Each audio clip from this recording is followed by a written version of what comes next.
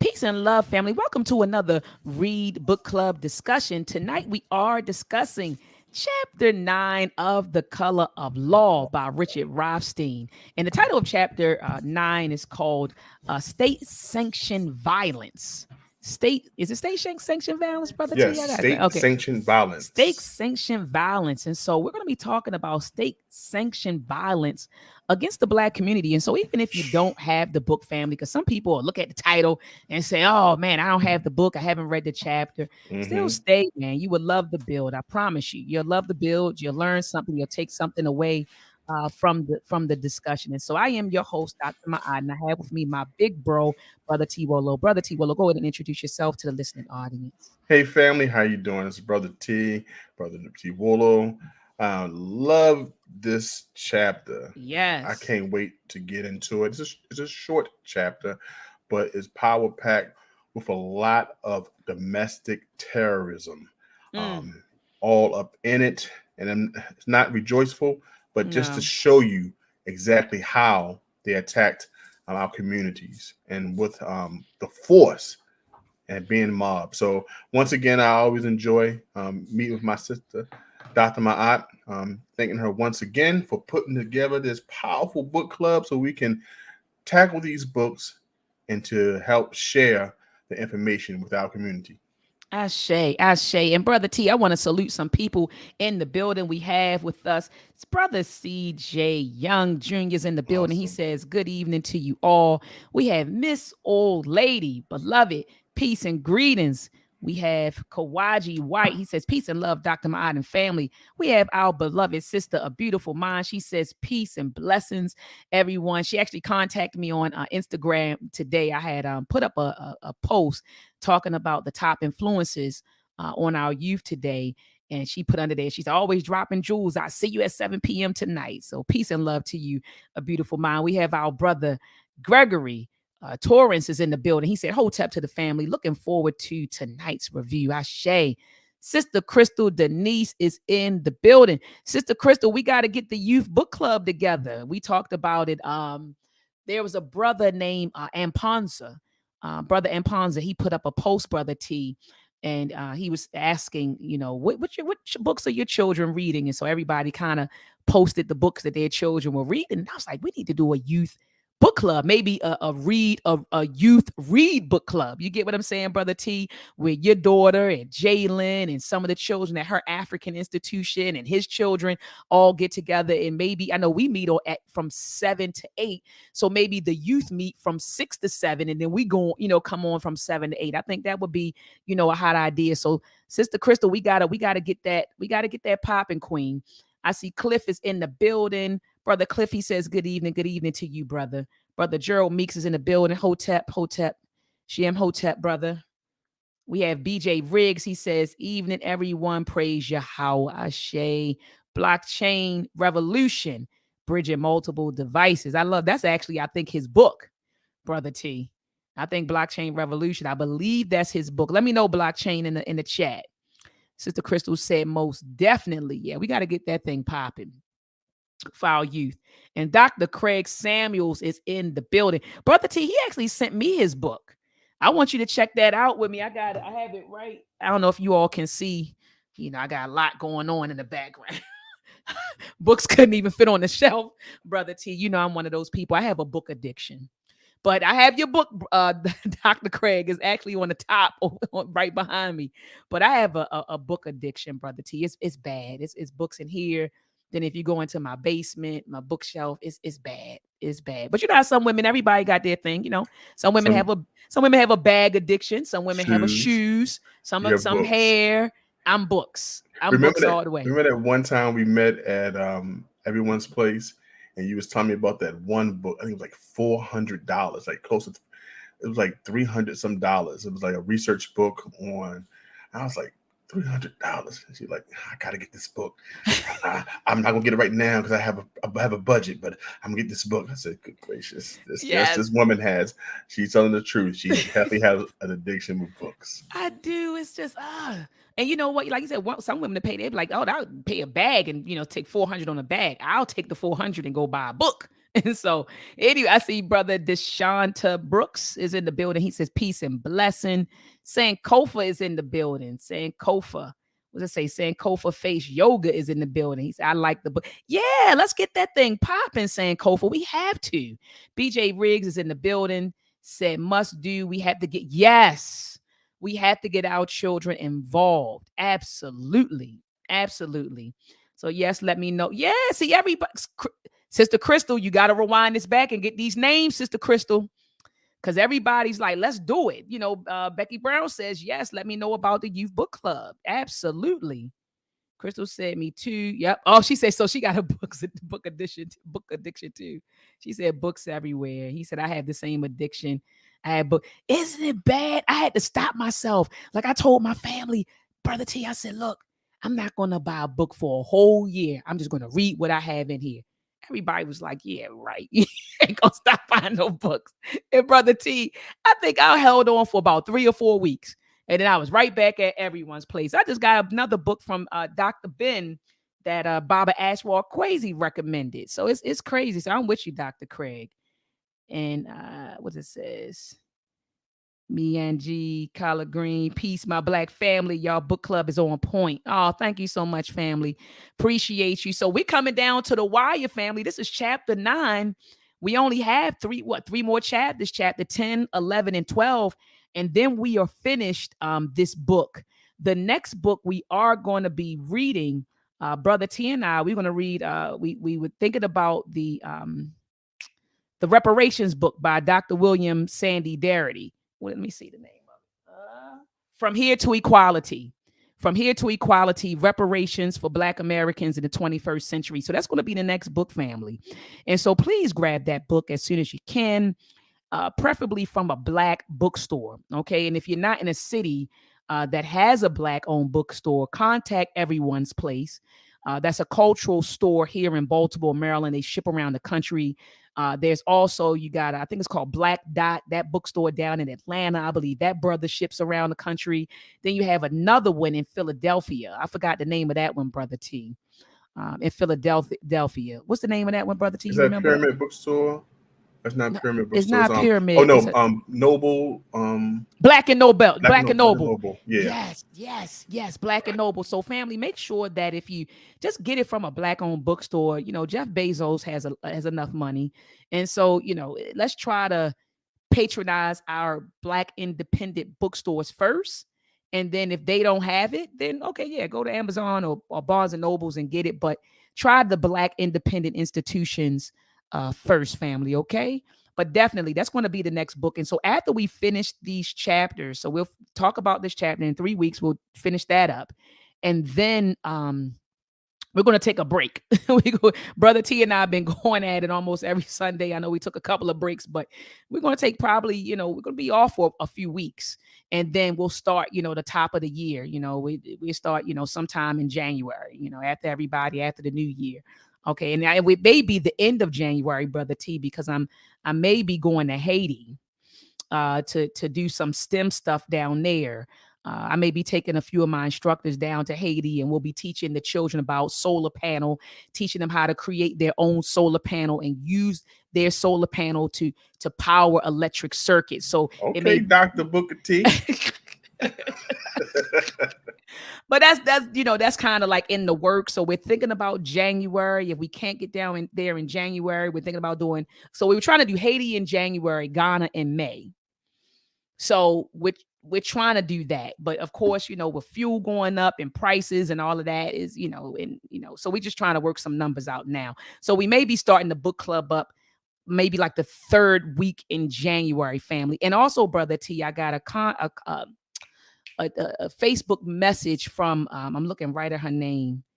Oh my goodness, I'm looking at the sister's name, Sister Penda, Sister Marcia Penda. She said that her children, the youth, they want to join us when we talk about when we go through the reparations book. She said, I'll get them the R.E.A.D Book Club shirts and they can come right on the panel and discuss this book, with you all. So, they wanted, so that's in the works as well. All right. So family, make sure you grab it.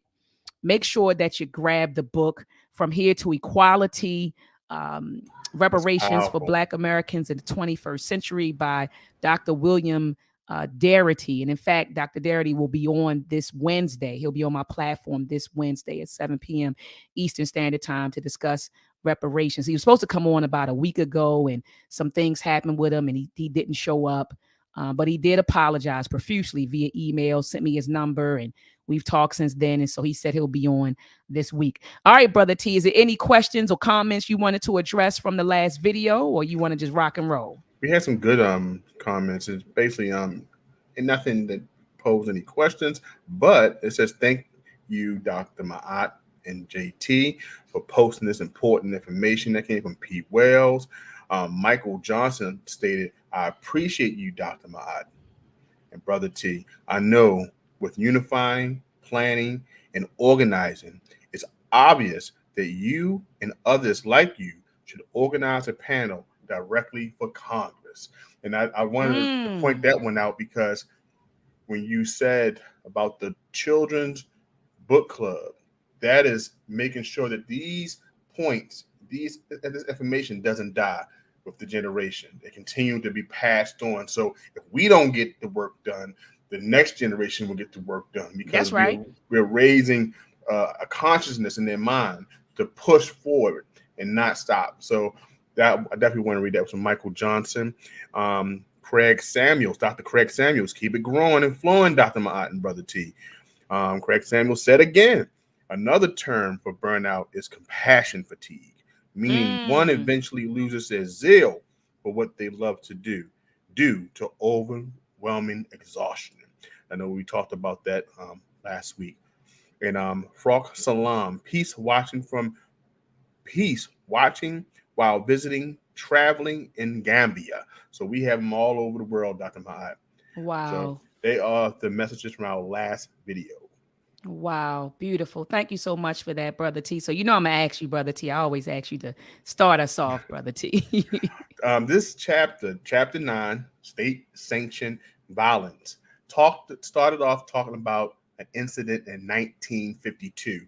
Mm-hmm. Now, as I like to always point out, is when the authors put pictures.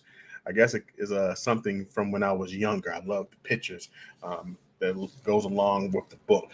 And if you want to check this out, for those who don't have the book, it's not that clear as I show it. But if you see a house there.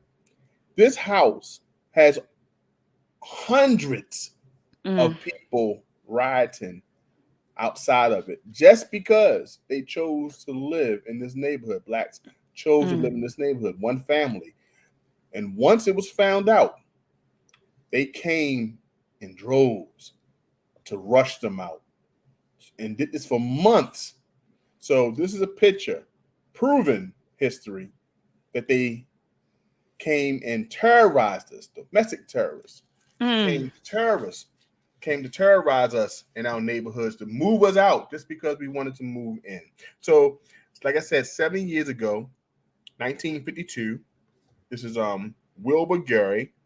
He was a builder contractor. He was living with his family in Richmond, California, a public housing project. He was an African American Navy war veteran. This man fought for country, a former shipyard worker, a vice commander of his American Legion post. This man was doing things in the community as well. Mm-hmm. So the Gary family needed to find a new residence because at the time, we talked about in previous chapters about war homes, and they allowed them to live in certain communities because they were veterans, so they can work. Well, in the Gary's situation, their project was being demolished, so they had to find a new place to live. Mm. This is where they was going to Richmond, California. Okay, so their apartment complex was slated for demolition. The Federal Lanham Act had required government projects for war workers to be temporary. So a fellow Navy veteran, Lieutenant Commander Sidney Hogan, was moving out of the Rolling Woods suburb just outside of Richmond that was built during World War II with an FHA requirement that the suburb be covered with restrictive covenants. Once again, they wanted to make sure that with this new community that the whites moved in, that Mm-hmm. they kept blacks out, and they once again used restrictive covenants. Okay.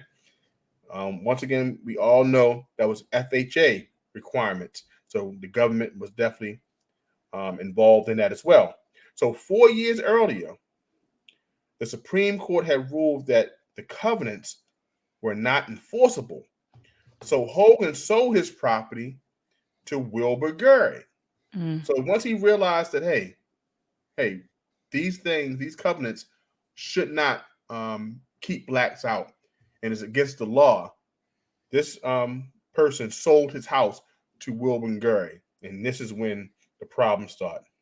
So nonetheless, the Rolling Hill Improvement Association, once again a homeowners association, insisted that the covenant gave it the right to evict African Americans. So even though when they came to move in, they still stated that, hey, get them out of here Mm. because we still going to honor this restrictive covenant. The NAACP had to jump in. He came to the family's aid and dared the group to try to enforce the covenant. The neighbors then attempted to buy the Gary's house 15% more than what Gary paid for it. But they denied it. Okay. Mm-hmm. So here goes the mob of whites. They say, since they didn't take the first bait of buying the home from them, they said, Gary said no. Now this is when the picture comes, when all the whites came up. So Mm. soon after Gary arrived, the mob, about 300 whites, gathered outside their house, shouting, hurling bricks. Mm. One crashed through the front window, a burning cross on the lawn for several days. Now, this is the trip right here, family. Police and county sheriffs, deputies refused to step in. Mm-hmm. So the NAACP found it necessary to organize its own guards. A communist party affiliated with civil rights group also provided help. So, family, as we've seen here in opening pages of this chapter, these mobs went to they had backing. They went to destroy the house. They threw rocks. They threw stones. They later on in the chapter they even had dynamite. Mm. And can you believe this? Police said, "I can't do anything about it. We don't have enough power, enough people. We don't have enough money to deal with this." So as we go on in this chapter, you'll realize some more stories. But that right there was a heck of a way to open up the chapter, talking Yes, about white mobs. brother T, my heart, like, I empathize with what our ancestors went through. It's kind of like, I remember when I was a teenager, my mother said to me, she said, you, the way you carry it, you would have thought that you lived it with them. That's how connected brother T, that, and I'm talking about 16, 17, 18, 19, feeling like, I would watch. She said, I don't know why you sit up there and watch those movies. She started fussing at me for watching movies because she said, all it does is anger you, and you just, my heart goes out to them. Can you imagine purchasing a home for your family in a community? And let me tell you what's going on, because some black folks will say, well, they shouldn't have went over there anyway. Because I know some brothers and sisters say, well, why was you trying to move into them white neighborhoods anyway? Them white boys don't want you in there. Why are you going over there anyway? Let me tell you what was going on with the black middle class.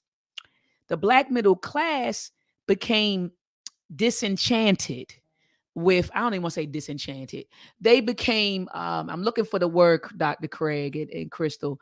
Um, not dis I'll say displeased. I'll just say displeased. The black middle class became displeased with the conditions of, because the government had set it up so that we were in these isolated communities.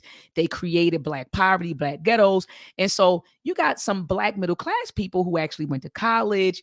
They went into the military so they could afford to live better than they were living, but there were no suburbs for them to move into. So you get what I'm saying. So they were displeased with that quality of life, right? And so they said, I want better for my family. But better meant that you went into these developments that had the amenities that you sought after, and it wasn't in a black neighborhood. It was in a white neighborhood. So I don't necessarily, because I used to be one of those black folks, like, why you moving to that neighborhood anyway? Them crackers don't want you out. So I was one of those black folks. But then I had to understand what was going on at that time. Now, did some black folks want to live right around white folks? Because, yes, I'm pretty sure some black folks were. But I really think that the dilemma was, okay, I'm in this, you know, ghetto or this impoverished community, but dang, I actually make good money. My husband makes good money. I make good money. Oh, well, we can actually afford to live somewhere better. But somewhere better meant living in one of those all white developments. And so I honestly believe, I don't know, because I'm not these ancestors, but I believe that some of them just wanted better, not necessarily to be with white folks. They just wanted better for themselves and for their families, and that's why they chose to go into those communities. What are you about to say, Brother T? Dr. Ma'at, when you had the idea, when you in your mind about the communities, blacks staying going to white communities, did you know anything about restrictive covenants? No, not at that time. That right there is a defining factor. When we Absolutely. when we look at how we were kept in our communities, based off not allowing to migrate to other communities, other than when we after World War II we migrated across the country for better jobs. But when we got there, we had a steel curtain right in front of us, letting us know that we can't go but so far, right? So Right. I had no idea about restrictive covenants until I started reading this book. Yeah, And I didn't have also, a clue.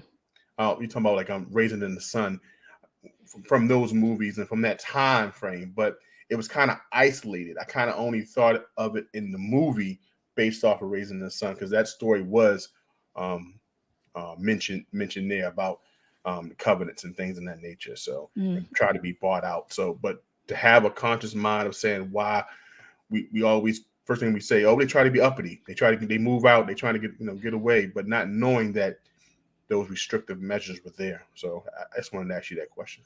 No, absolutely. I, like you said, I didn't know at that particular time that I didn't know at that particular time, Brother T, about racial covenants, and I knew some stuff was going on because I saw, remember the movie The Others by Jordan Peele. I think he didn't he talk about it in The Others, or am I getting it mixed up? I know it was one of them where the black family had moved into a white community. It may not be The Others, but it was one of those Jordan Peele movies. Someone help me out in the chat. But the black family had moved on that block, and the white folks were trying to get them out because of those, like you said, those racial covenants, and they were harassing them and standing on their lawn. And so literally Jordan Peele just dropped the movie maybe like a year or two ago, depicting what we are actually reading in this book. But my heart goes out to those ancestors. I can't imagine moving into a neighborhood with my family and people saying, hey, I'll give you 15% more than what your house is worth for you to get out. And I'm like, nah. And then they say, well, okay, well, now we're going to harass you. And hundreds of people are going to show up on your lawn and vandalize your property and firebomb your house and throw bricks through your window, and then the police who are supposed to protect you, right? And he talks about how they violated our constitutional rights, the 14th Amendment, which says we have the right to due process and equal protection under the law. They violated that, right? They violated that. And so anyway, that was, like you said, Brother T, one of many stories. And one thing I can say about this book is Richard Rothstein gives a lot of receipts. So that was the first one where you had Wilbert Gary. And as you said, Brother T, 300 whites gathered on his lawn. And then it says at the bottom, no arrests, however, were made. And like you said this earlier, Brother T, you said the sheriff claimed they did not have, so you already said enough manpower to prevent the violence. Said yet a single, now I love how he drives this home. He said yet a single arrest is probably all that would have been required to persuade the mob to withdraw. So had the police had arrested one person, then the other people probably would have dispersed. But the state did nothing. Right. So he moves on, brother T, to talk about Robert Mearday.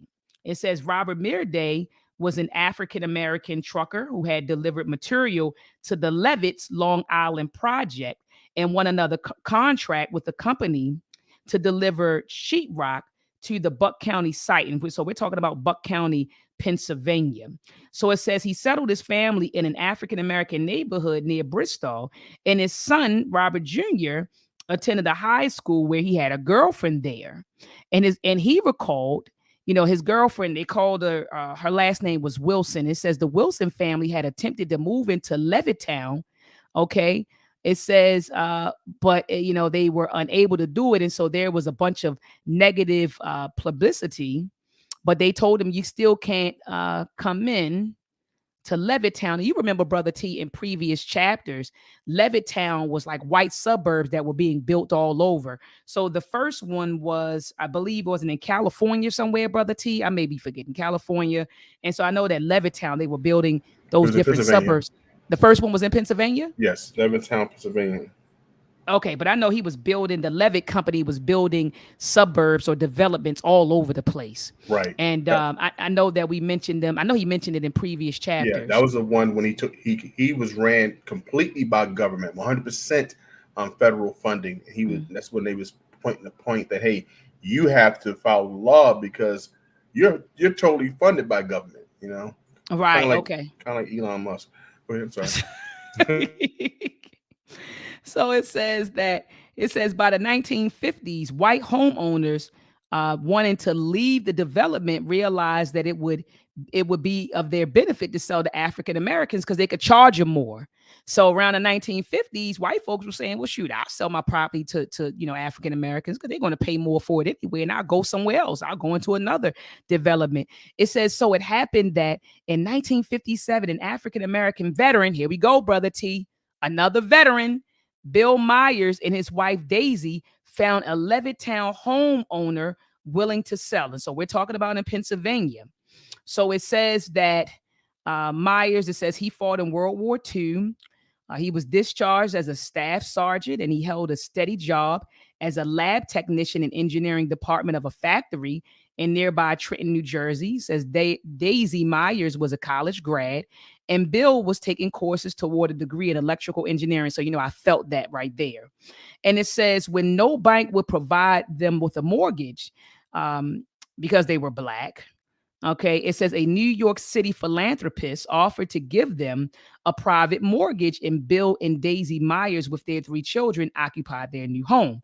So then one day, a post office mail carrier was going through the neighborhood and delivering mail.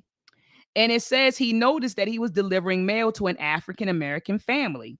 So as he made his rounds, he started shouting, "Niggers have moved into Levittown." Before you know it, family, 600 white demonstrators assembled in front of the house and pelted the family in its house with rocks. So they're just throwing rocks at the family, throwing rocks at the house. And it says some rented a unit next door to the Myers and set up a clubhouse from which the Confederate flag flew and music blared all night. Police arrived but were ineffective. When Mr. Myers requested around-the-clock protection, the police chief told him that the department couldn't afford it, right? Let's pause. In both of these scenarios that you and I described, Brother T, these were veterans. So as you stated earlier, these were veterans who fought in World War II and came home, and the very same white folks they were fighting with, right?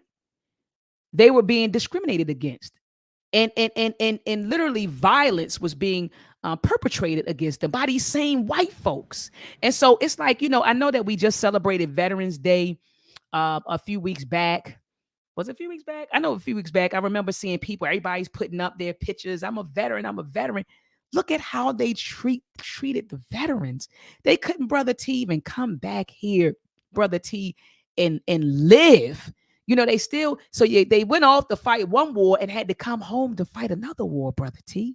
And it's, you get what I'm saying? So we walking around, I'm a veteran, but what does that mean here in the US? Wow. What does that mean, Brother T? Go ahead. Well, I wanted to make a point, Dr. Ma'at, is that when we talked about World War II, so black soldiers coming home, white soldiers coming home, and the benefits that the government gave them, FHA, ability to buy homes. Also, you had the ability to go to school. And we learned that in other books and that we've read is that certain states didn't allow blacks to have any of those benefits, right? They was not able to get the monies. They were denied the weekly benefits. They were denied the homes. They couldn't go to the great schools that could really give them what was needed in that day's economy, right? So they had to go away. So now we learning about those who did receive the benefits of being the soldier, maybe benefiting from the GI Bill, and how they were treated once they got in the communities. So we have on one hand veterans not allowed to use the benefits. Now we have the benefits of them going to that community and being denied access of having a great life. So we see two ends of the spectrum here, right? And as we go on about this police response about not having enough money to buy or to buy coverage for their protection, it's just ridiculous. Because if you know that they're being harassed, and you didn't think about saying, okay, let's go to the federal. Now, one thing about this chapter, which I like, and we did point out, he finds a way to every question that we had for the previous chapter, it answers. Like we said, Absolutely. okay, we have the soldiers. It showed that we had people who had good jobs. So we had now engineering, so we had a college graduate. So it wasn't people who caused any trouble. They were well educated people, great jobs. It also showed how people helped when they couldn't get approved from a loan. We had a person who gave out, the benefit of them getting the loan. So in this chapter, he shows all these scenarios. The next chapter is like, okay, now we have the police. We have the riot. We had 300 people in one house. Mm. Now we got 400 at this house, and they building clubhouses. They doing stuff.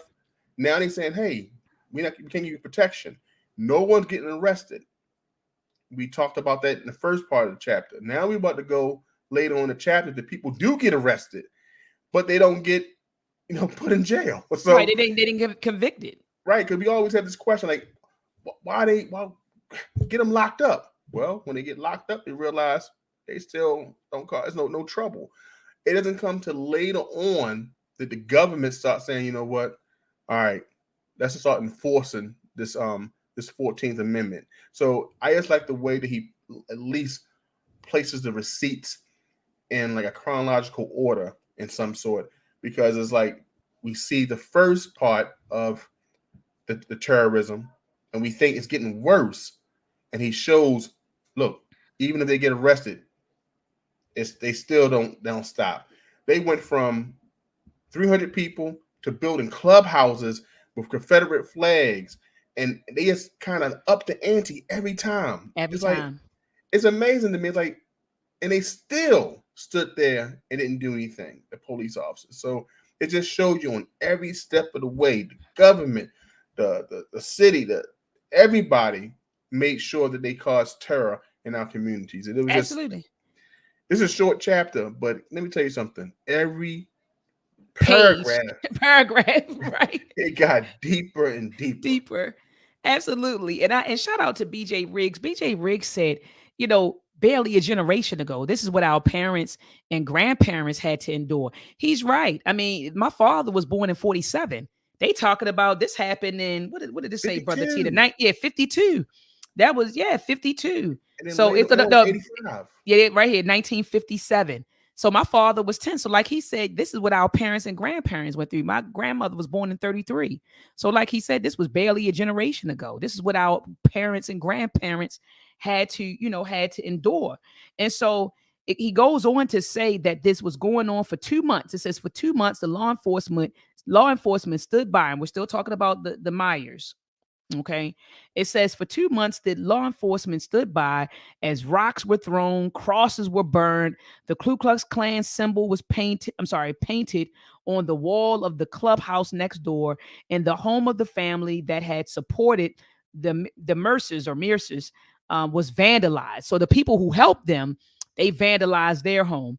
It says some policemen assigned to protect the African American family stood with the mob, joking and encouraging its participants.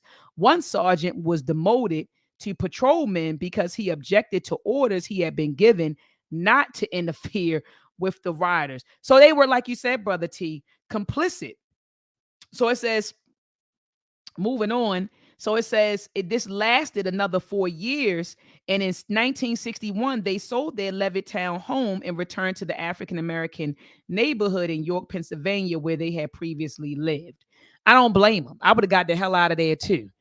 Well, I'm gonna be honest, Brother T. I wouldn't have wanted to move by them, go through all that. It's just not worth it. It's too much. It's like, it's for me. Let me stay over here with my people, Brother Right. T, and let's figure out how we can improve our community. You get what I'm saying? And get control of our community and get control of the politics and economics and the cultural institutions in our community. I don't want to live in a neighborhood where people are spray painting "Go home, nigger" and crosses, Right. and burning crosses on my lawn. Like, who wants to live like that? And so anyway, they went back, and it says, "Go ahead, Brother T." Can we just make one more point before we go on? Mm. The person who snitched was a federal employee. He worked for the postal service, and he didn't get punished. He didn't get fired. Of all people who snitched, he snitched that they lived there. This mob came. He never got fired. Now, federal law, 14th Amendment, you would think the government would say, hey, he broke the law. Right. Knowingly made sure he encouraged this covenant. So he should have got locked up. And as we go on in this chapter, for those who have the book, you'll see he didn't get scathed. Mm. Not even a slap on the wrist for exciting this mob. Mm. Nothing happened. And Oh, shout out to Sister Crystal Denise. She said they wanted nicer, better homes, but no one would build them. Some people said some places didn't have black neighborhoods like our West. Yeah, that's true. Afro Native world. Facts. I'm just looking at some of these comments. And Sister Crystal said the living conditions for our ancestors and elders were purposely. Absolutely. That's the name of the movie, Them. Thank you, Sunline 55. It wasn't The Others. Remember earlier I said that Jordan Peele had a movie. He's right. It was called Them. Thank you so much. But moving on to the bottom of page 143, he talks about it in 1897. He says that white property owners in Chicago, oh my goodness, Brother T, when I was reading about Chicago and Louisville, I said, golly, man, our ancestors caught hell in those places. So it says in 1897, the white property owners in Chicago's Woodlawn neighborhood declared war on African Americans, driving all African American families from the area with threats of violence. What does it say?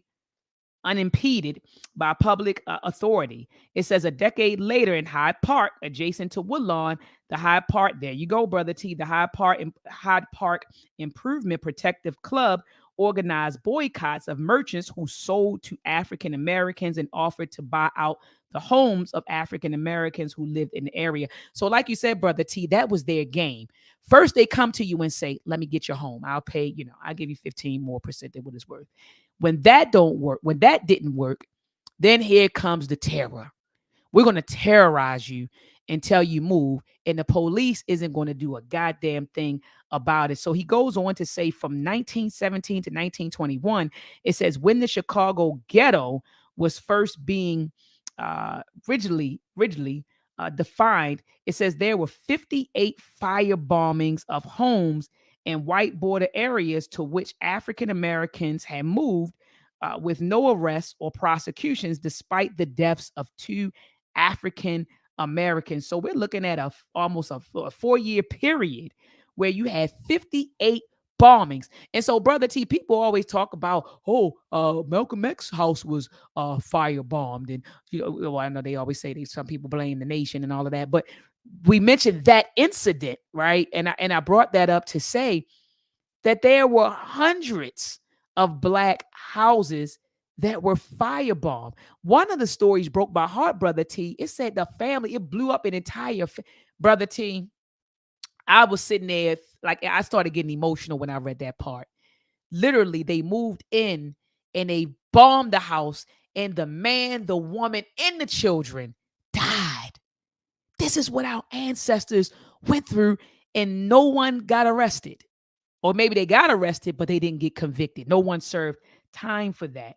And so at the bottom of page 144, he says nearly 30 of the 58 firebombings were concentrated in a 6-month period in the spring of 1919, leading up to one of the nation's worst race riots. Now, typically, Brother T, when we talk about race riots, people mention Tulsa. That's where we go to the 1920s. Oh, Tulsa, Oklahoma. That was the riot. But what about this riot that happened? That happened. It says right here, leading up to it, set off a white mob. So we're talking about in 1919, set off when a white youth had stoned an African American swimmer who had drifted toward a public beach area, generally understood to be for whites use only. The swimmer drowned, and policemen at the scene refused to arrest the attacker. Subsequent battles between blacks and whites left 38 dead, 23 of whom were African American, and poisoned race relations in Chicago for years afterwards. It says in the first 5 years after World War II, 357 reported incidents were directed against African Americans attempting to rent or buy in Chicago's racial border area. From mid 1944 to mid 1946, there were 46 attacks on the homes of African Americans and white communities adjacent to Chicago's overcrowded black neighborhoods. Of these, 29 were arson bombings, resulting in at least 3 deaths. In the first 10 months of 1947 alone, 26 arson bombings occurred without an arrest. Brother T. Without arrest. 300 over, and what's it? 357 reported. That's terror. Like I said, someone mentioned in the chat, that was a massacre. Thank you. Facts. Massacre. And as it goes further on page 145, Dr. Ma'at, when the clocks refused to leave, the mob, about 4,000, rioted, raiding the apartments, destroying the fixtures, and throwing the family's belongings out the window onto the lawn where they were set ablaze.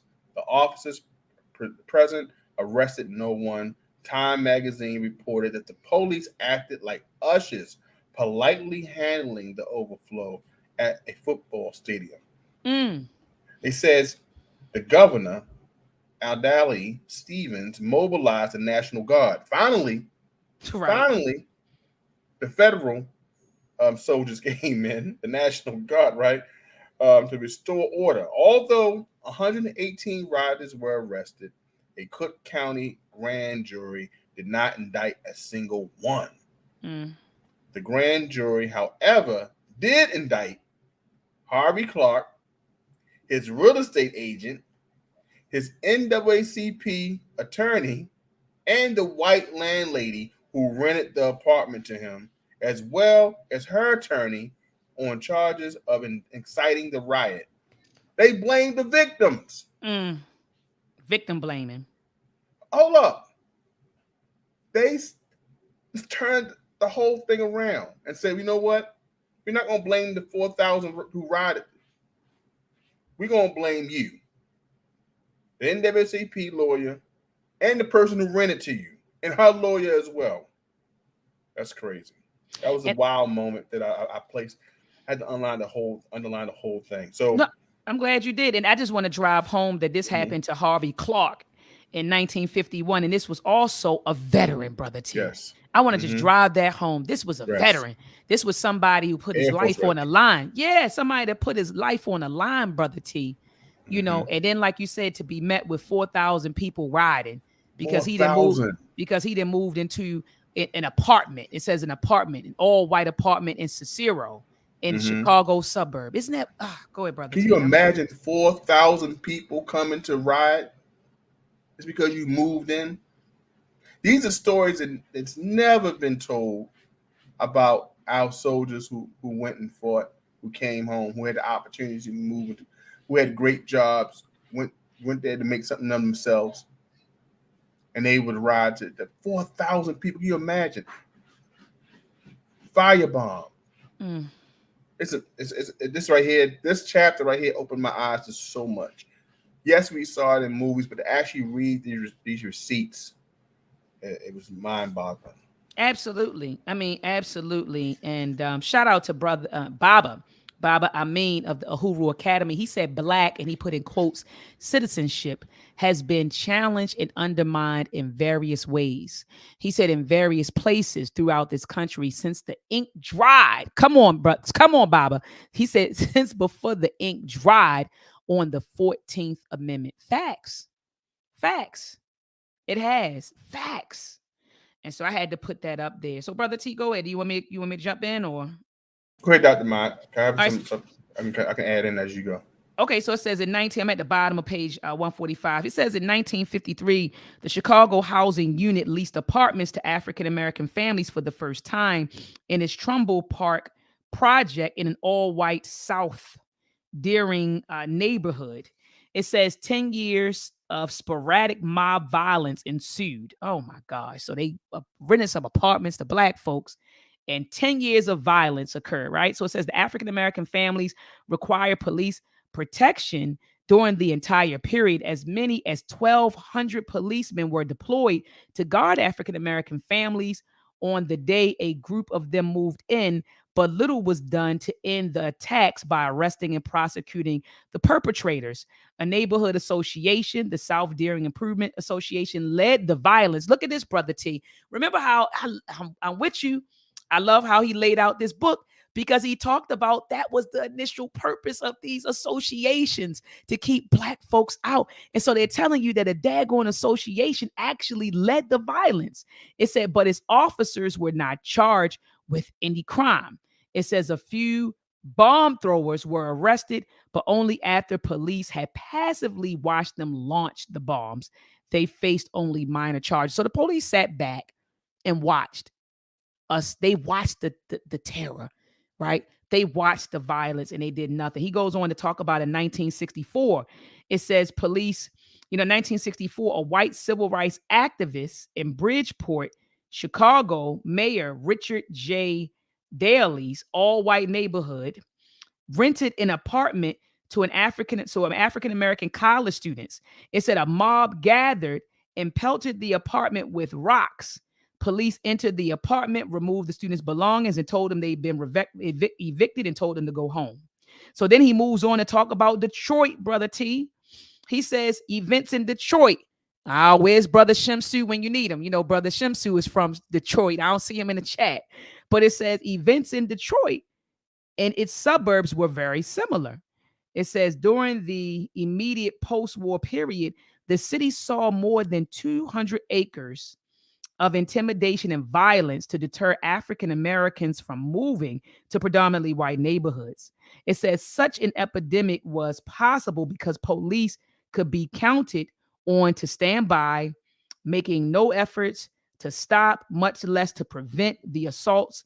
In 1968, an official of the Michigan Civil Rights Commission reported, it says that our experience has been that nearly all attempts by black families to move to Detroit suburbs have been met with harassment.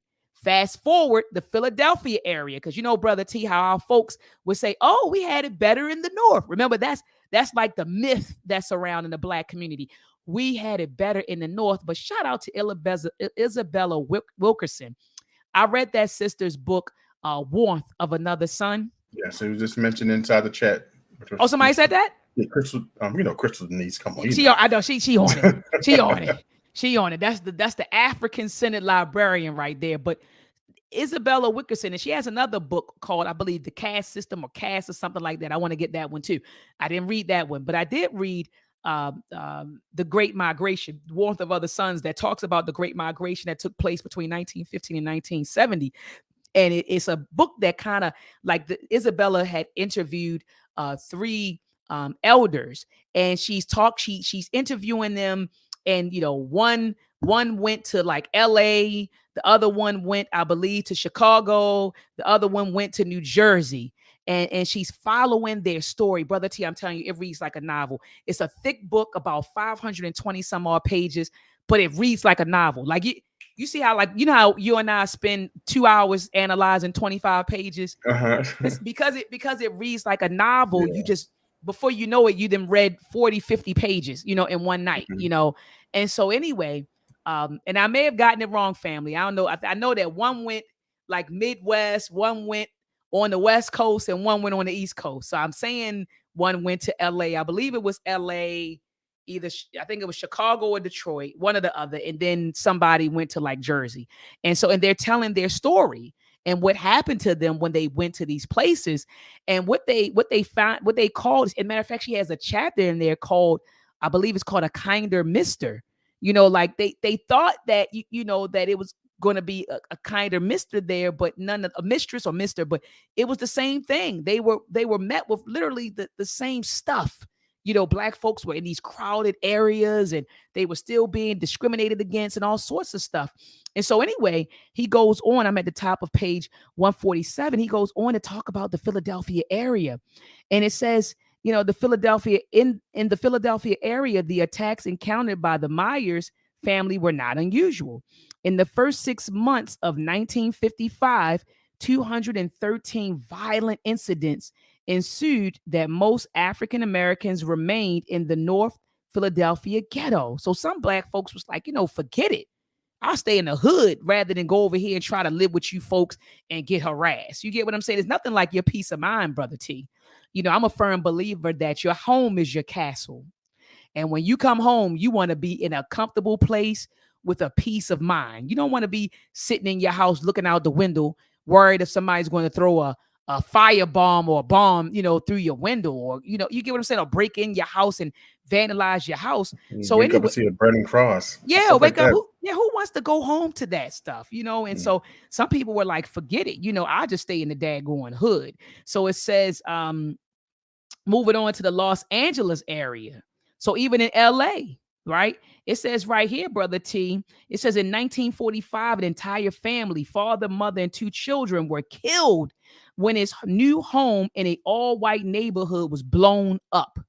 Of the more than 100 incidents of move-in bombings and vandalism that occurred in LA between 1950 and 1965, only one led to an arrest and prosecution, and that was because the California Attorney General took over the case after the local police and prosecutors claimed they weren't able to find, anyone to charge. So an entire family was blown up in a bomb, literally, when they moved into their home.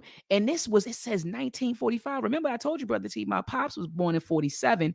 And then they said between, look at this, 1950 and 1965. I'm sitting here thinking about all of my uncles and, my uncles and aunts that were born, in the late 50s, early 60s, 63, 64. You get what I'm saying? And so, like that brother BJ said, this was in this was in our parents, our grandparents' lifetimes, even our uncles, my uncles, my uncles and aunts experienced this stuff. And so he goes on to say, it says, although the 1960 Fair Housing Act made violence to prevent neighborhood integration of federal crime, and the Department of Justice prosecuted several cases. Frequent attacks on African Americans attempting to leave predominantly Black areas continued into the 1980s. And so that brings me, Brother T, to Dr. Amos Wilson's words in his book, Falsification of African Consciousness, where he was talking about like laws are only as good as, the people who enforce them. So you can put a bunch of amendments on the books and laws on the books, but if they aren't being enforced, then what good are they? Brother T? I tell you, this is heavy. This is heavy. Just to think about the argument. The one argument is that people say we're not going to teach about slavery anymore. Do away with that. It's over. Just to look at something like this in this chapter from 1952 up to 1983 to 85 that this chapter mentioned of this terrorism. It's not over. And as we focus on 1921, what happened in Tulsa, Oklahoma, we have all these other examples of why it's important for us to understand exactly how domestic terrorism happened in our communities. I mean, excuse me. It just it's just mind-boggling how this information, how it came out, like how he has it presented. It needs to be taught. It needs to be known because the police, how they acted in 57, they act in 2022. We cannot be naive to think that this mentality, this mob mentality, has fell to the wayside. It still exists today. Um, Absolutely. they talk about, and on page 148, the Wades. Um, in 1954, Andrew Wade, an African American electrical contractor and a Korean War Navy veteran, all Mm, veterans, mm, wanted to purchase a house in a middle class African American neighborhood in Louisville, Kentucky, but couldn't find anything suitable. I think we mentioned that before, how they wanted to find somewhere with the amenities that they like, right? And they should be able to. So a friend and prominent left-wing activist, Carl Braden, suggested he looks in a white middle-class community instead. So Braden and his wife, Ann, then agreed to buy a house for Andrew Wade and his wife. Okay, so we see a lot of friends, philanthropists, also helping to buy mortgages. I think my grandfather even told me that his white uncle, who was married to his aunt, purchased his house, went to the bank and purchased a house for him, and he took it over. So mm. it's a lot of incidents that like stuff like this happen. So once again, so if you looked at the Wades, if you looked at the picture in the Wades, they were they were they looked light skinned, like they could have went to these neighborhoods and not be probably bothered, you know. But what happened was their house was dynamite. It was, as it showed a picture that Rosemary and Andrew Wade, after rocks were hurled through the windows of their Kentucky home in 1954. A policeman inspects the damage after the Wade's house was dynamited. Mm. Can you imagine? We have 300 people who stood in front of a home, up to 4,000, 400, then 4,000, Mm. then homes firebombed, people dying. Now to this point that they hurling rocks and they lighting dynamite. I Mm. mean, it's showing just how the progression of hate that has gone on and on over the years. That not just in Los Angeles, but in Chicago, Detroit, Louisville, all over, we've been Mm-hmm, mm-hmm. terrorized, and they think we should just bow down and forget this history. Right. Forget about it. Forget It's about it. Right. ridiculous. Don't worry about it. So it goes on to say that state-sponsored violence was a means, along with many others, by which all levels of government maintained segregation in Louisville and elsewhere.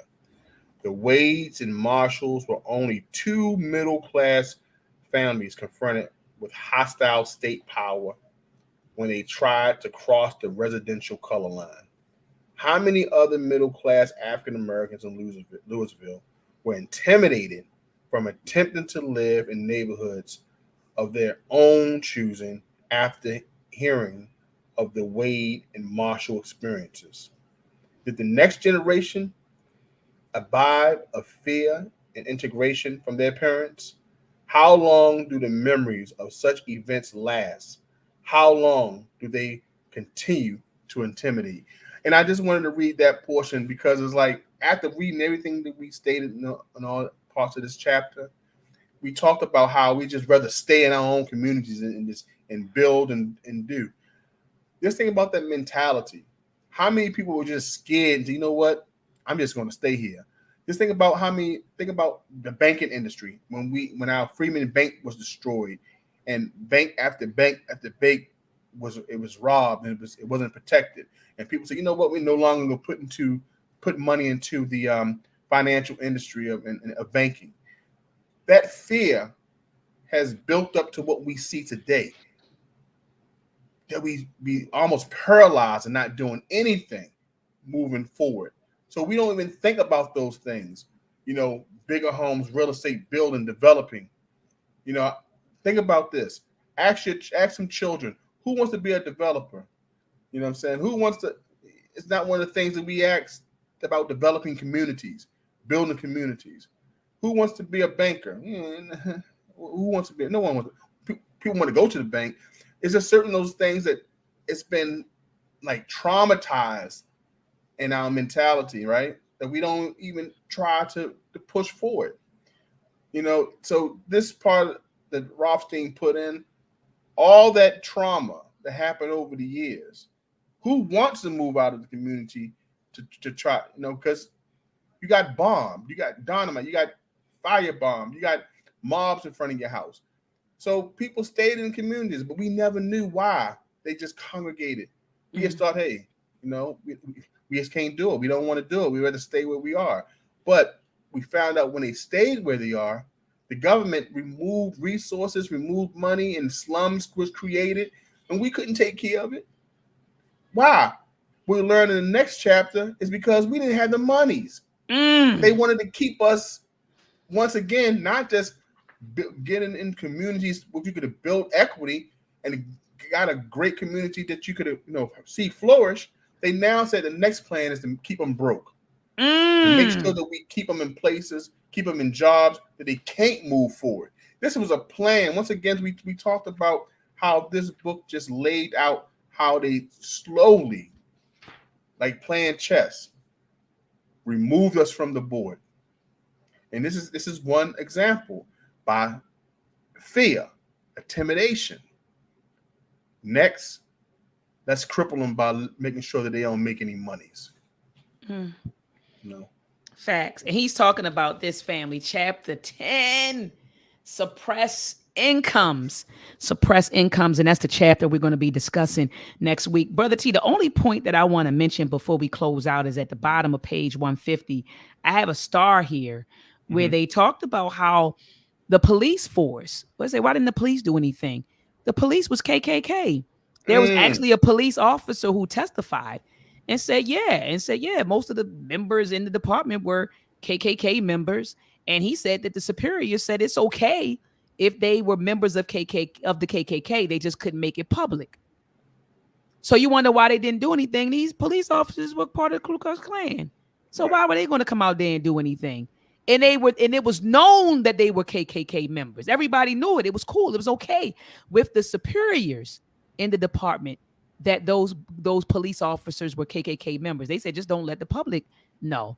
And a police officer actually testified. He was KKK. And he said, oh, yeah, nothing wrong with it. Everybody in the department is KKK. Right? And so I just wanted to point that out. And so, Brother T, I love how you lined it up for next week, where you said that we keep them locked out and then we're going to keep them broke.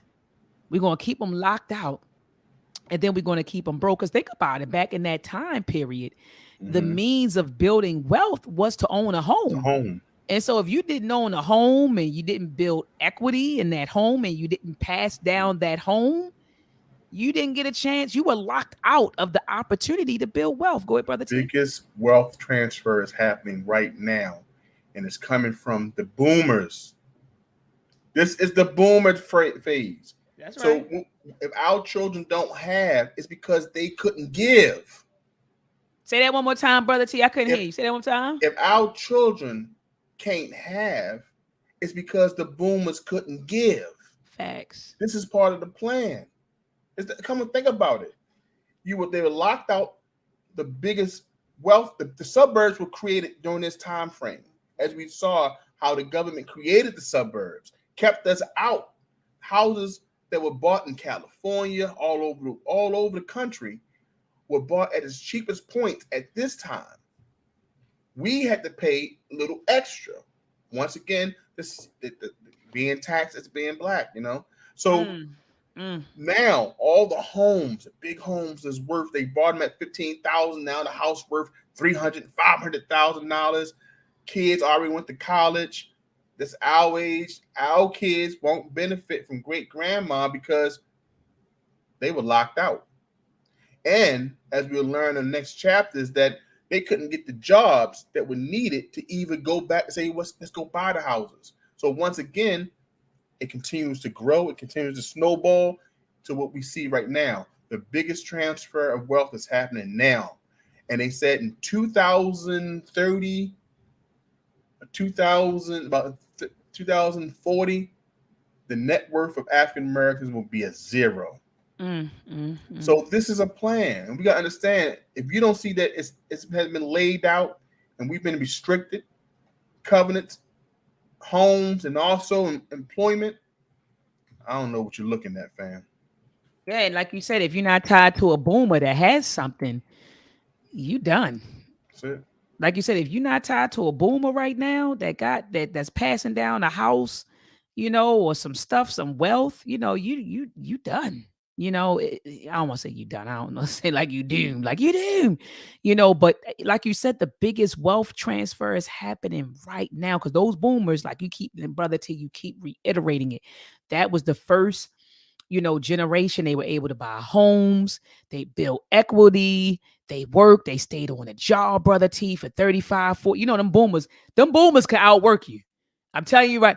I put my money these boomers will run circles around us. Once I they mean, get the opportunity to work, they work. yeah, them boomers work. They just work, work, work, work, work. You get what I'm saying? And so, man, they get on the job, man. Them boomers will work for 35, 45 years. You get Mm-hmm. and so then, they retire. A lot of them are retiring now and collecting their pension and social security. And Mm-hmm. like you said, their houses are paid off and Military funding, all military, that. yeah, all of that stuff, brother T. And so, like you said, the largest wealth transfer is happening right now. Shout out to brother B. Is that sister BJ? Because I always get it. I might jack it up. Is that sister BJ? Yes, it's Sister Ah, Bridget. sister.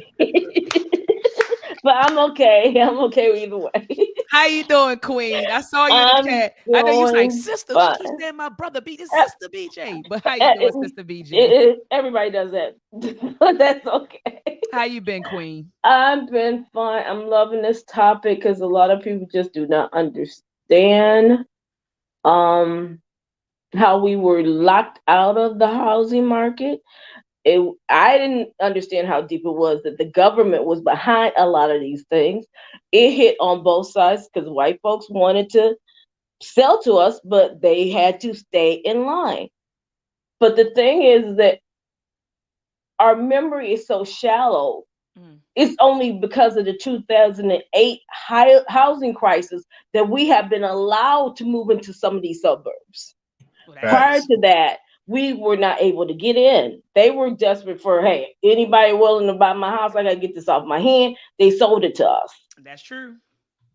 And by selling it to us, they talk about, now because the housing market is so hot, being upside down, I'm paying more than the value of the house.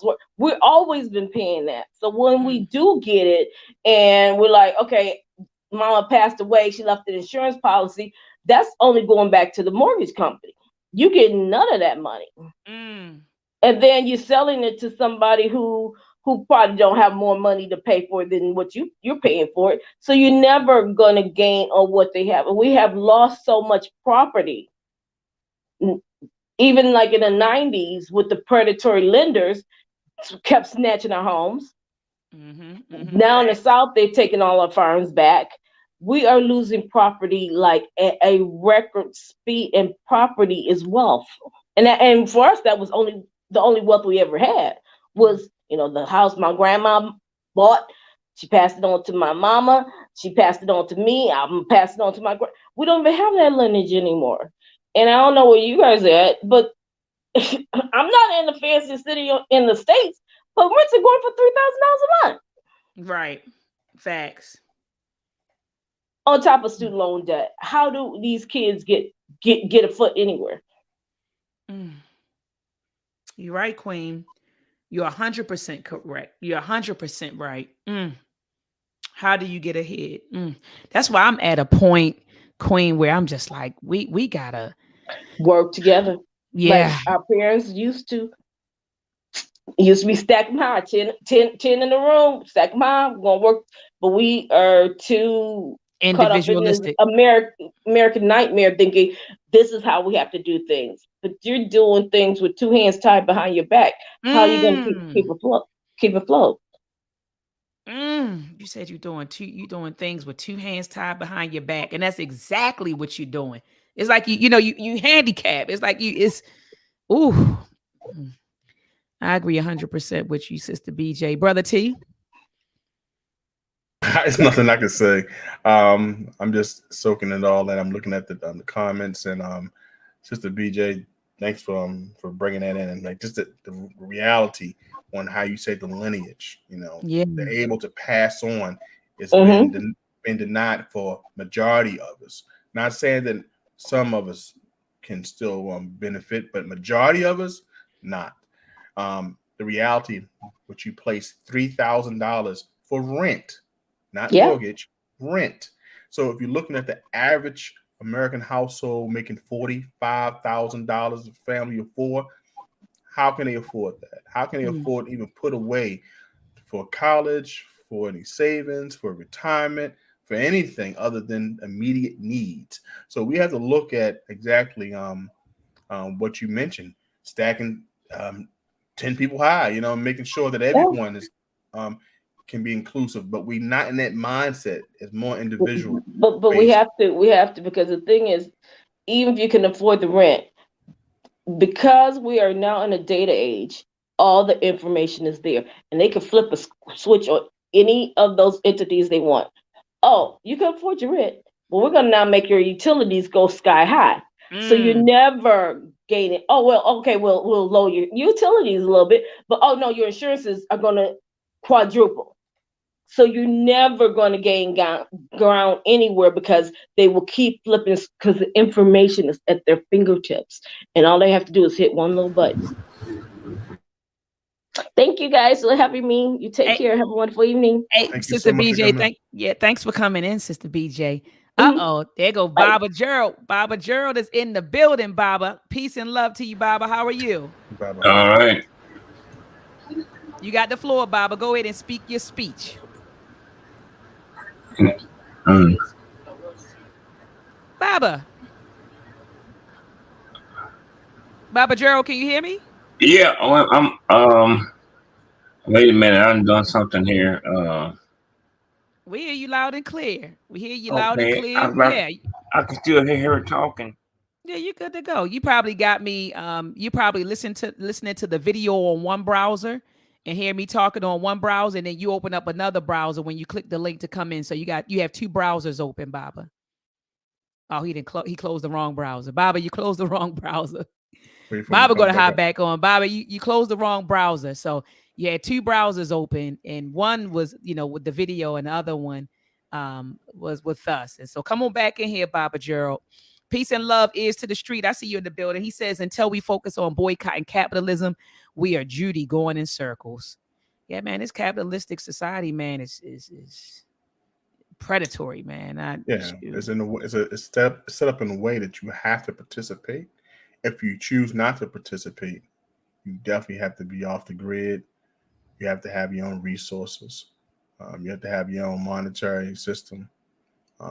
Just gotta think about that. Just think about deeply how we relied so much on the banking systems, how we rely so much on even down the mortgage with those homes, and we pan into the system. We continue it. So we have to kind of get off the grid in order to get off the economic system and maybe use other resources that's out. That's what crypto is supposed to be for, at least financially, you know. Mm-hmm.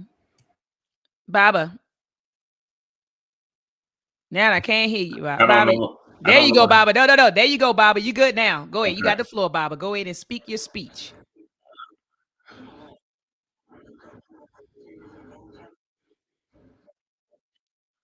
Baba. Yeah, I'm trying to get through here, but I hear her talking. I done something wrong. Baba got two browsers open. Yeah, we hear you perfectly fine, Baba. Okay. Please go ahead and say what you want to say. Um, we can probably hear you Okay. loud and clear. Uh, I was listening at the show uh, talking about the house, and I read a book.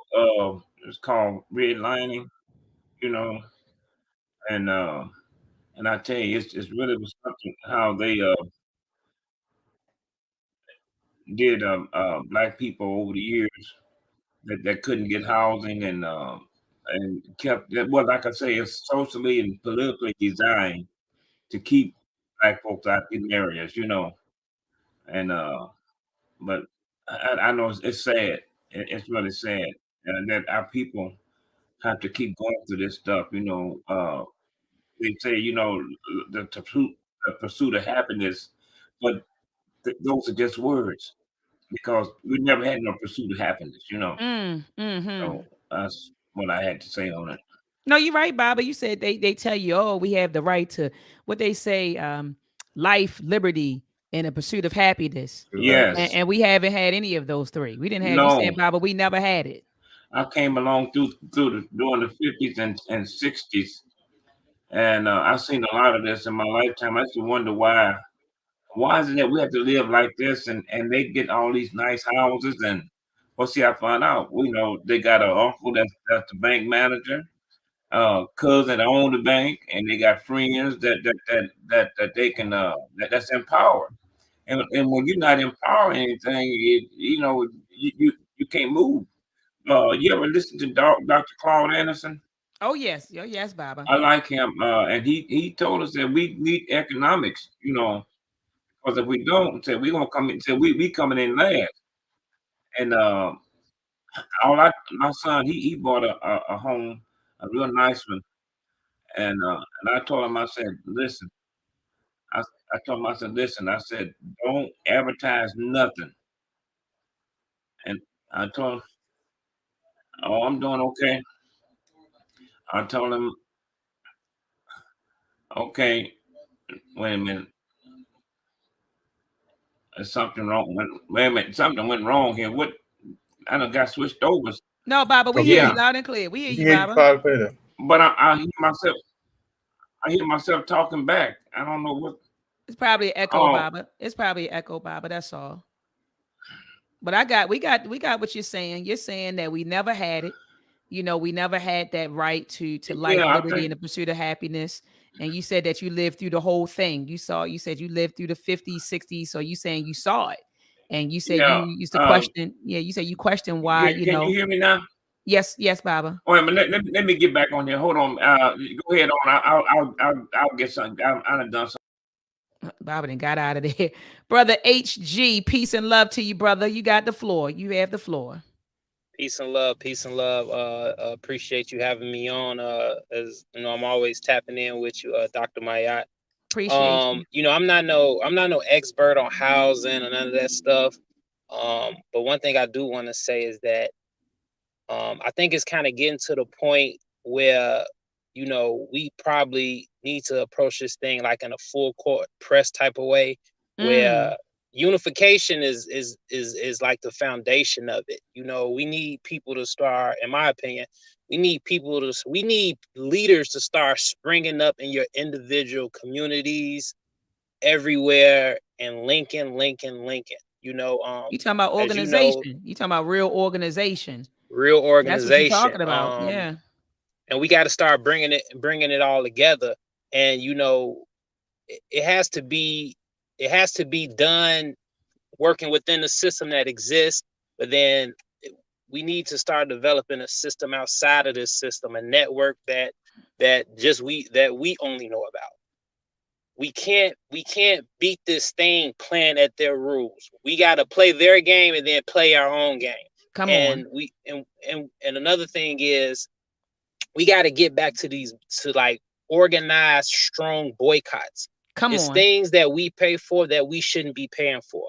And the only reason that we're paying for them is because we don't have any force behind us.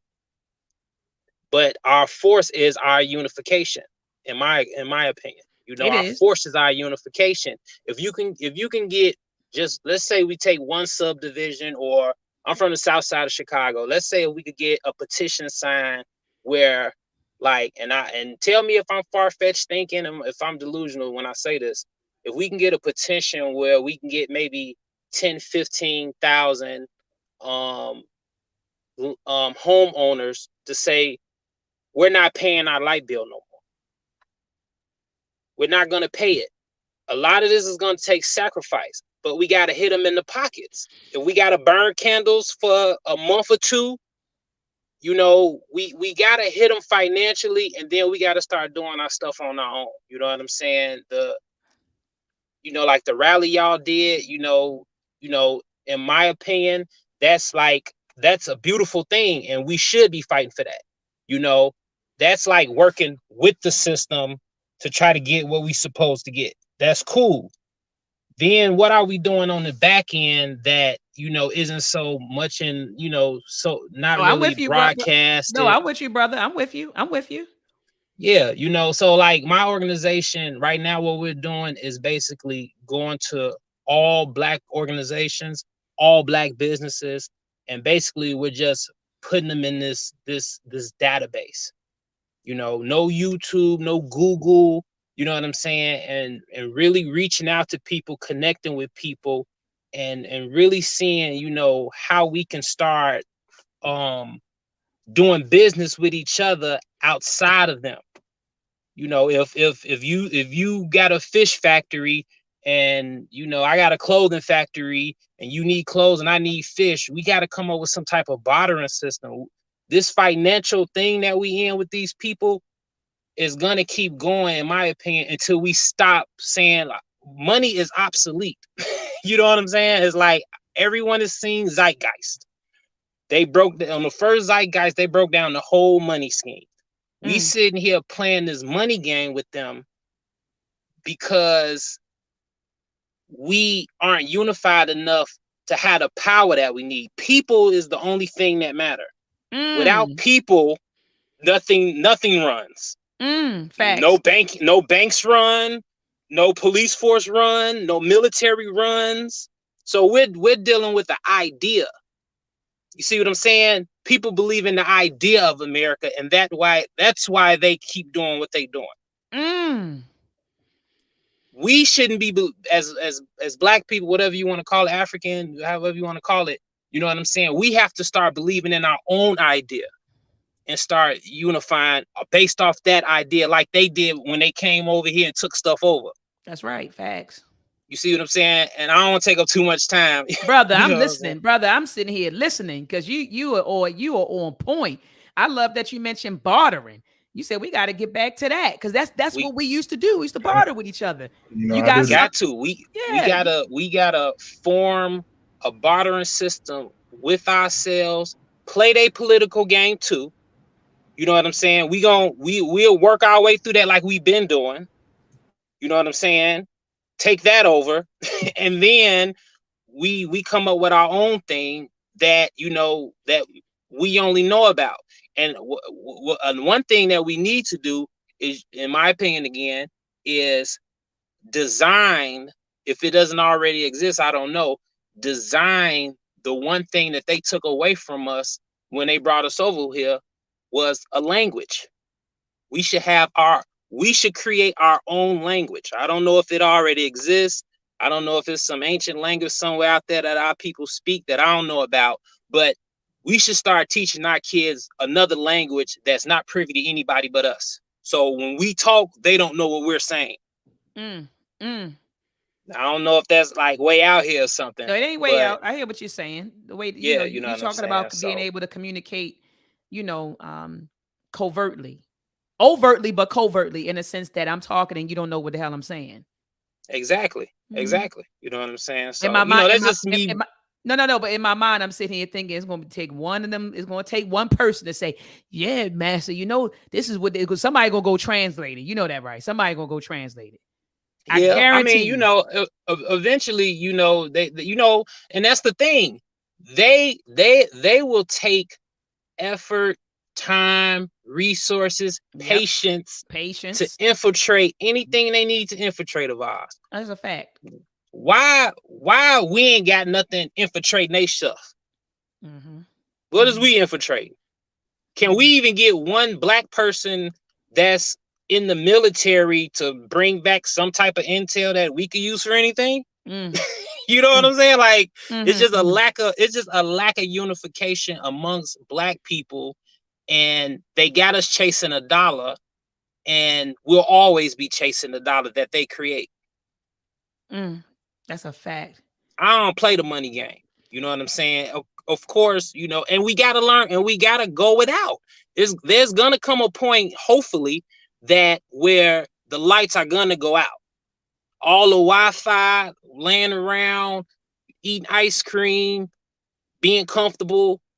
If we really want to overcome this thing, we gotta go without. Like we got some guys in Louisiana right now. Brother Lamont, he got his own cabins that he built. He said he ain't paid a light bill in a year. Wow. Built his own cabins, like studio cabins, using solar energy, I love it. hunt. He needs support to build that up.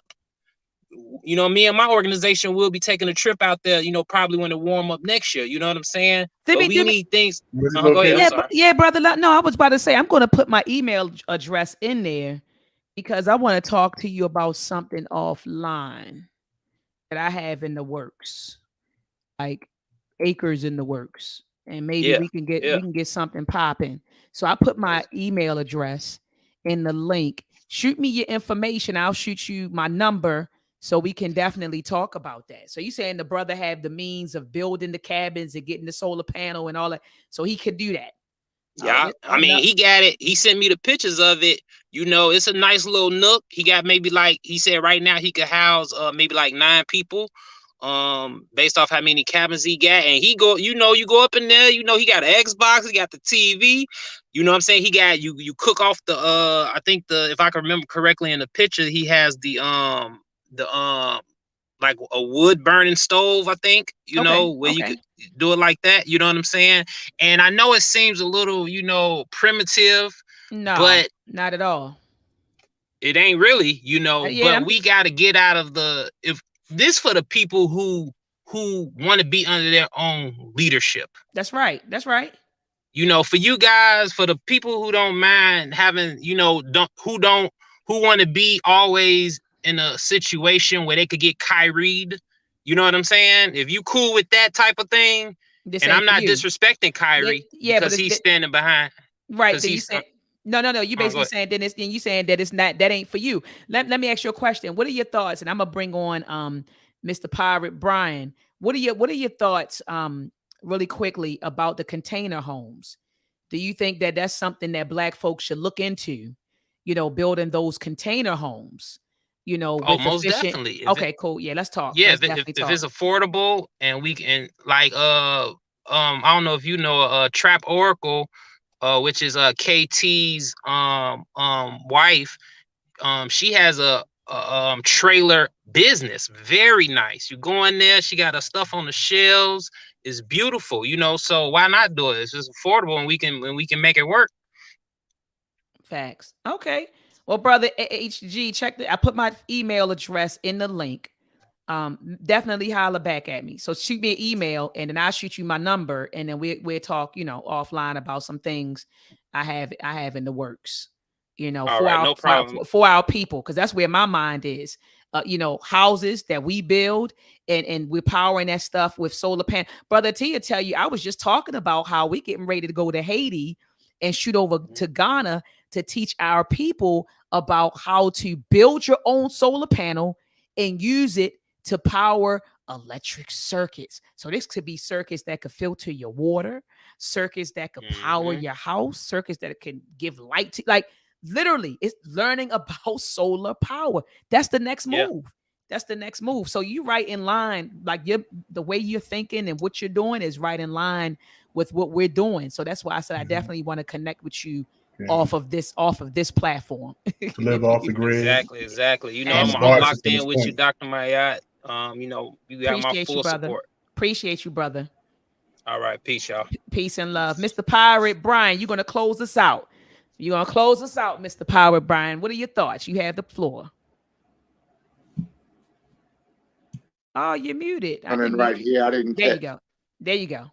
Oh, how you doing, Dr. Mayat? And I didn't catch the gentleman's name, but peace to you also. Peace, brother. Brother T. Brother T. Brother T. Yeah, Brother T. Yeah, I'm from Baltimore, and I used to live in Columbia, Maryland. I'm in Austin now. I'm trying to get back. All of that stuff that you were saying, I really feel it. Because my parents bought a house in the 70s in Columbia, Maryland. Okay.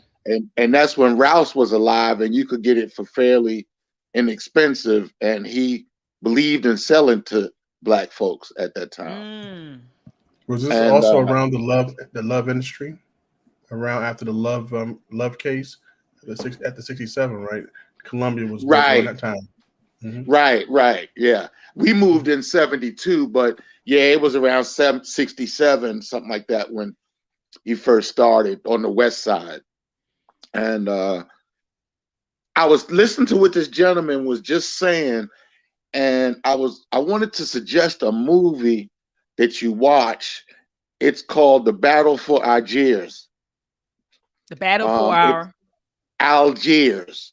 When Algiers broke free of the French government, when they first got their independence from them. And the way they started, the reason why I suggest that movie is because the way they started is they went around, the people that were leading that movement went around to all of the prostitutes, all of the pimps, all of the drug dealers, all of the alcoholics, basically all of the turncoats in the community, the people that could not be trusted. And they went and told them they got a month to get out of that business, and they got a month to get off of alcohol and get off of, pimping the women and the women selling themselves. And they gave them a month. And after a month was over, they went and handled them. The ones that didn't stop, they handled them. And I know this sounds radical, but I think that's the only thing we got to do, because there's people that look like us that we just can't trust. And no movement is going to work with these people in our midst. It just won't work. Facts. And I sound radical, and you might say, well, why would we do that? But no movement that's ever worked has worked with these people that could infiltrate them. You got to know who you're working with. And it's coming to that moment. You can say, well, no, we ain't going to do that, but it's coming to that moment. Facts. I agree. And yeah. So I think that would be a good movie to start off with seeing, because they took care of business, and they got the French out of there. Now we're different. We're behind enemy lines, but they keep telling us to go back to Africa. But then when we start going back, they're like, well, where are you going? They hate us, but they need us to live. They can't survive without us. So I just wanted to throw that out there because it's something to think about. Absolutely. You Absolutely. know, And I couldn't agree with you more. You said like it's time to purge. And I've been exactly. saying it, and I've been saying that for a minute. Like you said, everybody is not going, everybody isn't trustworthy. And so you said before we can really move forward, we gotta let we gotta let these folks go. People who are holding us back, people who are doubtful, people who can, who might sell us. You're right. We gotta let it go. I couldn't agree with you more because it's a lot. All skin folk ain't kinfolk. That's all I'm gonna say. All skin folk ain't kinfolk.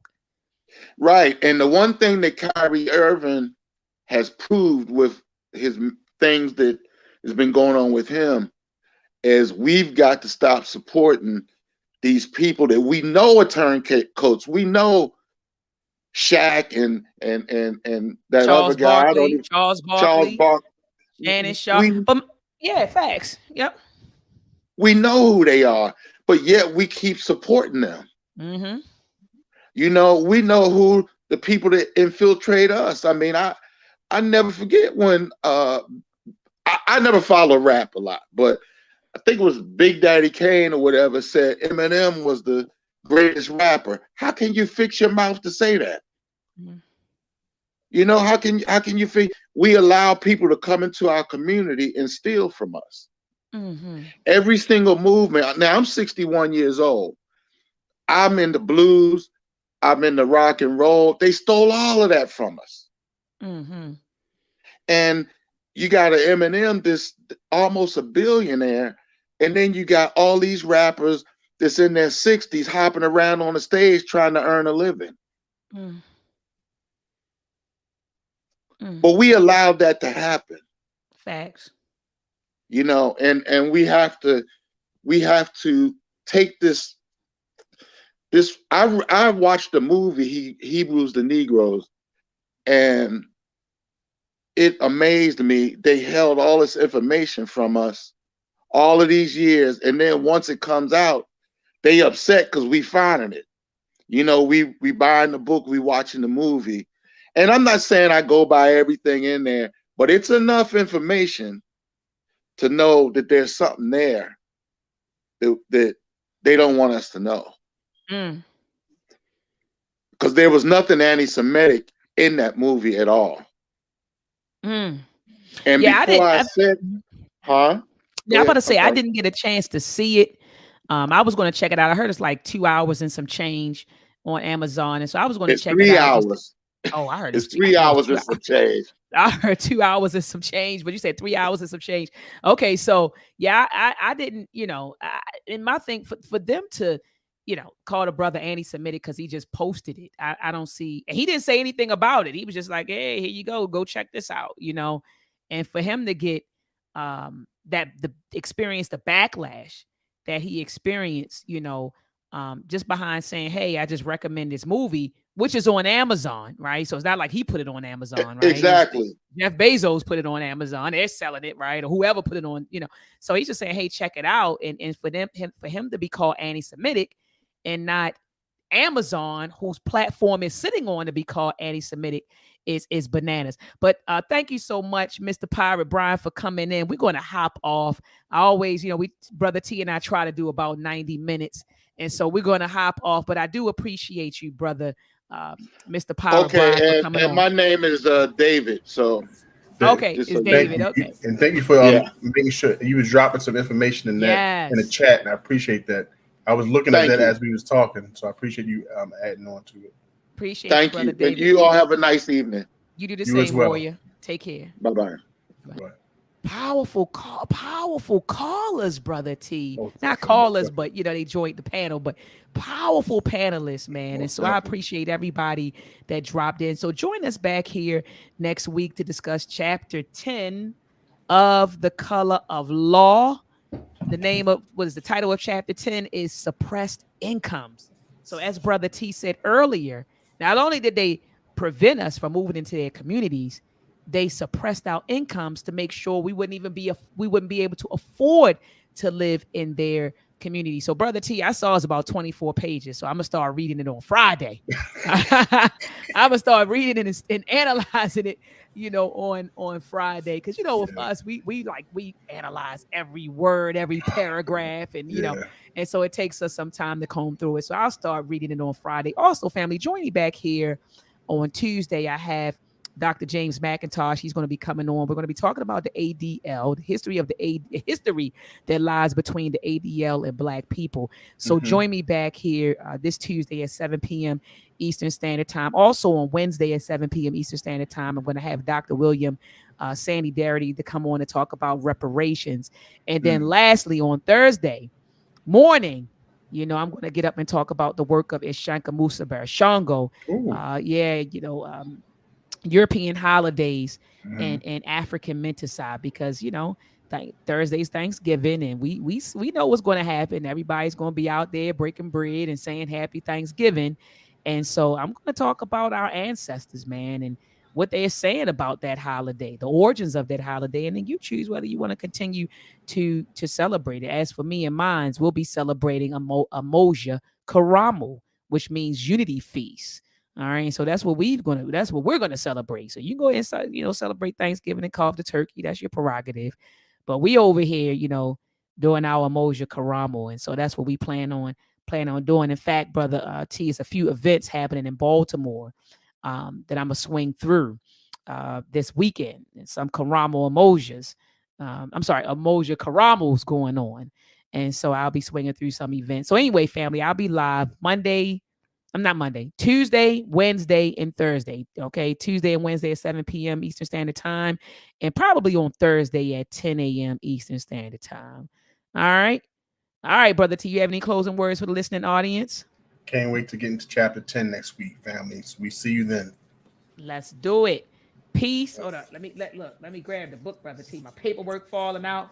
So what you say, paperwork falling from the desk. That's All right. right. So next week. All right, family. Have a black-tastic week if you don't catch me. Peace and Black power.